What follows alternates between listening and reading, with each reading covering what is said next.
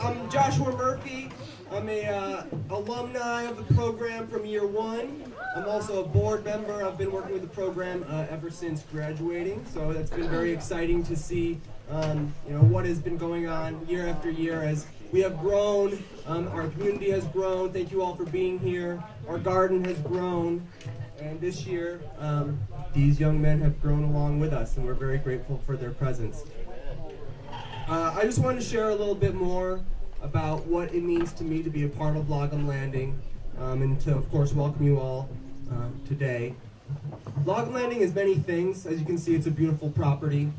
To me, it's been a home. It's been a home to these young men this year. It's been an education, and for myself, it's been a professional experience, and for these young men throughout the year, they've been building their skills in that realm as well. But most importantly, Lagom Landing is a community. And every one of you is an extension and a part of that community. Whether you've worked with us throughout the year, whether you're a family member or a friend of a current student or a past student. And we have some alumni in the crowd, in addition to myself here as well, so I want to recognize that. But we're very dependent on our community and the beautiful space and culture that we have here in the Little Finger Lakes, and we're grateful for taking advantage of that bounty and being able to share in that with everybody, and to share it with you all here today.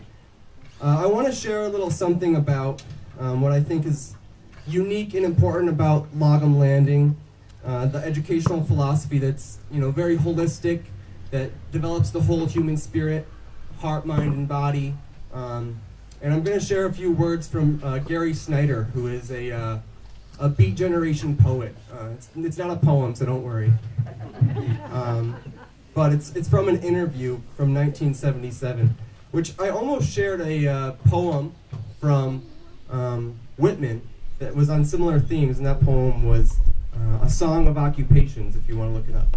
But I think that both of these pieces, they speak to kind of what we do here at Lagom Landing, and hopefully it'll help you understand the trials that these young men have been through a little bit, and the culture and the community that we're creating here and the opportunity.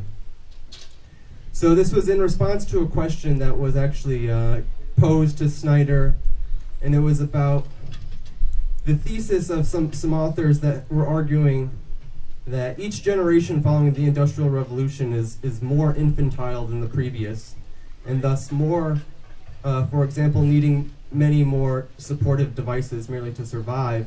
And he was asked, would you comment on these observations in terms of your own view of the spiritual movements which have proliferated during this decade?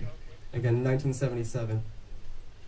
And Snyder said, there's a very fine spiritual line that has to be walked between being unquestioning, passive, on the one hand, and obnoxiously individualistic, ultimately trusting no one's ideas but your own on the other.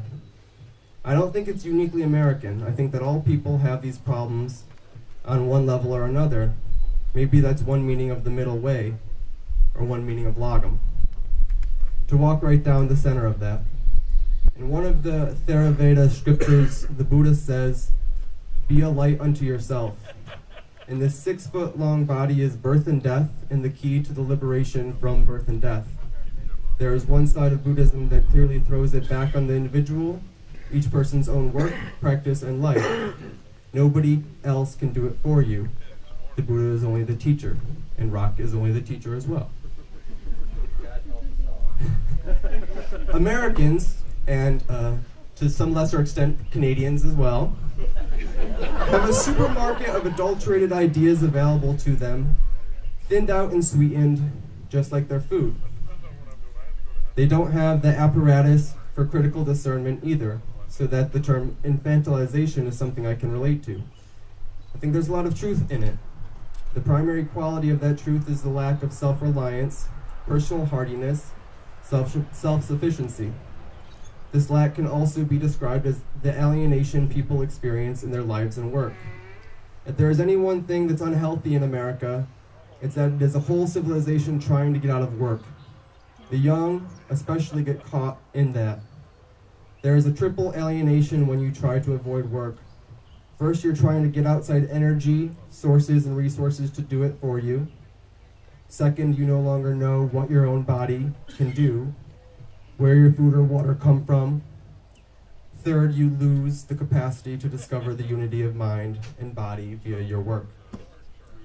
The overwhelming problem of Americans following the spiritual path is that they are doing it with their heads and not with their bodies. Even if they're doing it with their heads and bodies, the heads and bodies are in a nice, supportive situation where the food is brought in on a tray. The next step, doing their own janitorial work and growing their own food, is missing, except in a few places. And I think that's still true today, and this is one of those very few places, Lagom Landing. And I'm honored to be a part of it, and again, I want to thank you all for being a part of it as well. As much as it's about building independence, it's about building interdependence. Like I said, we are a community, we are growing, and we thank you for your involvement. As a board member, I'll also say that we have some openings on the board if you want to get further involved, and other ways that you can improve or augment your position with our community. So feel free to reach out to us throughout the day, speak with us about that in the future. But for today, just want to say congratulations to the guys. Very proud of everything I've seen through the year and grateful that I've been able to be a part of it. And I'm going to pass things over to Rocky. Woo-hoo!